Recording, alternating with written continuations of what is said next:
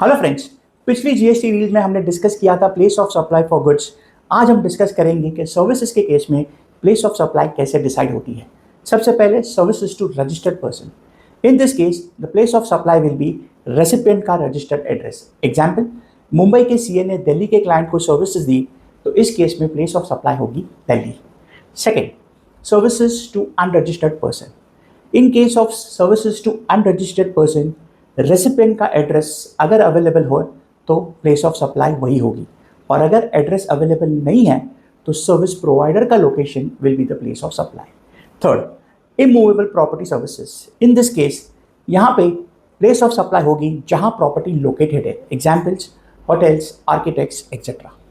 Fourth, performance based services जैसे कि restaurants, salons, gyms.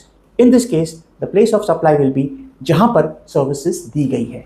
Next, event related services जैसे कि कॉन्सर्ट्स, एग्जीबिशन, स्पोर्ट्स। यहां पर प्लेस ऑफ सप्लाई होगी जहां इवेंट हुआ है।